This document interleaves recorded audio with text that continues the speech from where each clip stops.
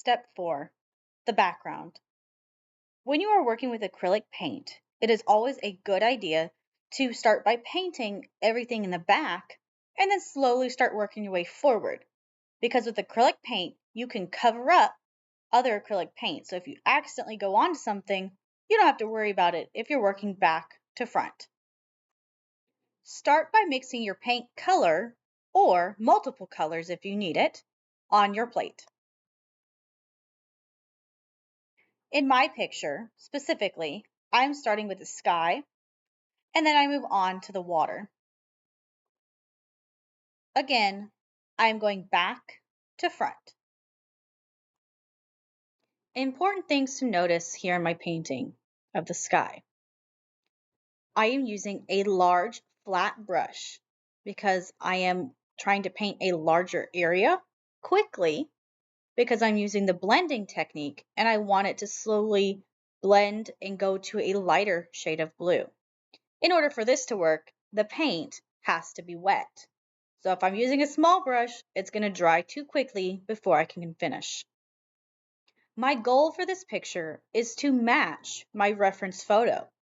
So in that case, I noticed that it has a darker sky towards the top, and then it seems to get lighter at the bottom where the clouds appear. So I need to slowly blend it from that darker blue to a extremely light blue at the bottom. To do this, you're going to be working quickly with your paint at the top, moving in horizontal motions, and keeping that paint as smooth as possible, as the sky does not have much texture to it. Then I'm going to slowly start adding in a lighter blue that I have mixed on my plate, and eventually adding straight white to get it to mix even lighter onto the paper. Now I'm moving on to the water.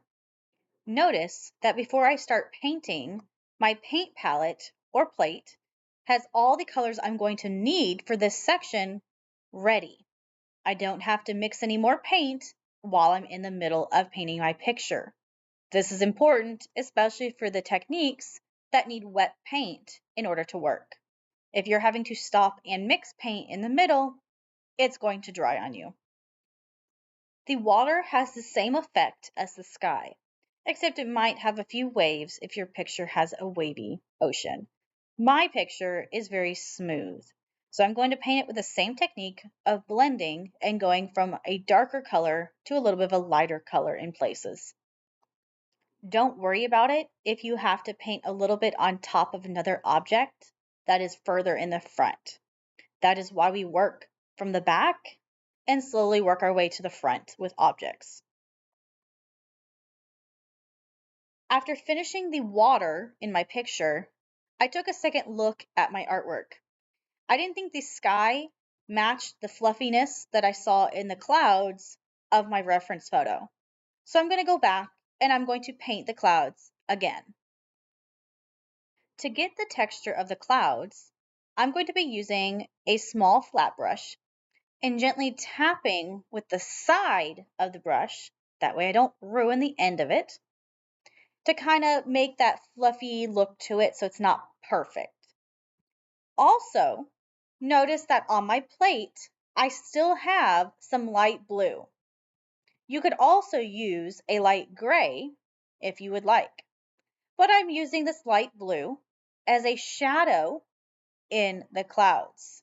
Yes, they do have shadows. Okay, this is going to provide depth to your clouds. So I kind of alternate using mostly white, but then adding a few spots of the lighter blue as that shadow on the underside of them, sort of like when you see rain clouds. Use some of these techniques or others to create your background landscape.